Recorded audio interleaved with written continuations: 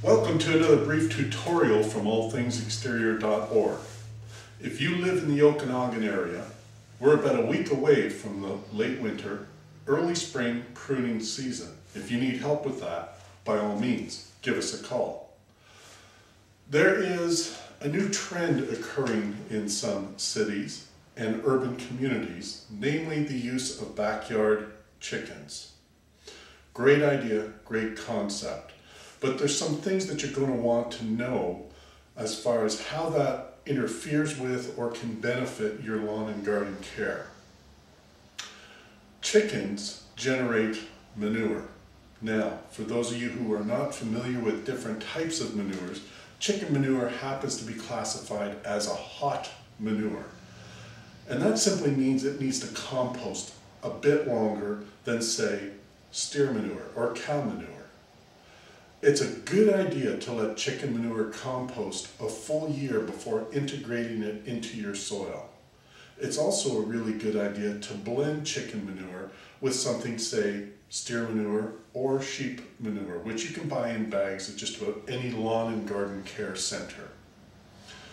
Remember, it's early spring, you're going to need to get your chicks. Most farm and garden supply stores will have chicks available, or you can order them through tack stores or, once again, farm supply stores. Most of your chicks are already going to come inoculated, but you're going to have some things ready for them when you receive them. You're going to have a heating lamp. You're going to have some kind of a water fountain. And typically a 1-gallon water fountain is sufficient in the early stages. You're going to have a feeding tray available. You're also going to have to figure out where you're going to keep your chicks for the first few weeks until they're mature enough to go out into a proper chicken coop. Now, chickens do have natural predators, rats, snakes, and depending on where you live, possibly weasels, and definitely on some of my own flocks in the past, I've had troubles with wild mink coming in and doing damage in the chicken coop. Also, the breed of chicken is something you're going to want to pay attention to. Rhode Island Reds generate brown eggs. The Leghorns generate white eggs. Nutritionally, there is absolutely no difference between a brown egg and a white egg. You're also going to want to try and figure out, are you going to commercially feed your chicken, or are you going to have your chicken run what's called free range or out grazing on the grass? There is an issue of lawn care that you need to be aware of. Chickens love to scratch. They love to pull up grass, and they pull it up roots and all. So don't expect your lawn to stay perfect if you're running chickens on it. It's a good idea to section off an area for your chickens to run through and have free run of. Also, with laying hens, make sure their laying nest, is up off the ground, preferably 1.5 to 2 feet.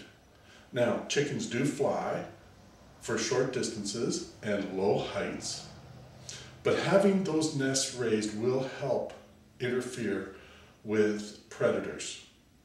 So once again, make sure your nesting areas are lifted up off the ground. Good idea to have some kind of wiring, tight mesh wiring on the bottom where the holes in the mesh is no more than 1/4 inch, simply because a rat only needs a hole about 1/2 inch in size to be able to get through.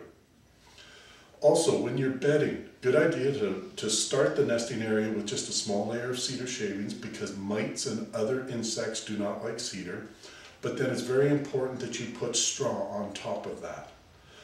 How you dispose of the straw is very important. Put it in a composter, but keep it damp but not soaking wet. Straw will heat as it breaks down and decomposes, and it will decompose much faster than your chicken manure will. So once again, you've got your heat lamp set up. It should be high enough that the chicks can cluster together underneath it. If you see the chicks spread out and not using the space directly under the heat lamp, it means the heat lamp is too close to the chickens and they're experiencing too much heat. Finally, one other point for your backyard chickens. As they grow from pullets to the more mature size. Daylight hours or light period is very important to a laying hen. And typically most commercial farms will use a 14-hour lighting cycle. 14 hours is equal to the longest day of the year as far as the amount of daylight that is available. And a chicken will lay eggs at its optimal best based on 14 hours of light a day. So you may have a light set up, preferably on a timer, in your egg laying areas. Once again, I hope these tips have helped you out. I realize there are some people who come from farm backgrounds and ranch backgrounds such as myself, and raising chickens is kind of old hat. Oh, one other point, really quick. Make sure you give your chickens scratch. You can buy it at a feed store. Very important. A lot of people don't realize that chickens do not have proper teeth. So if they're out trying to chew on grass and other items, that scratch basically becomes a form of false teeth to the chicken, and it helps them break up and devour the food that much better. Once again, this is allthingsexterior.org. If we can help you with your late winter, early spring pruning, give us a call. And keep in mind, the aerating season is just around the corner. Thanks for watching. Enjoy the rest of your day.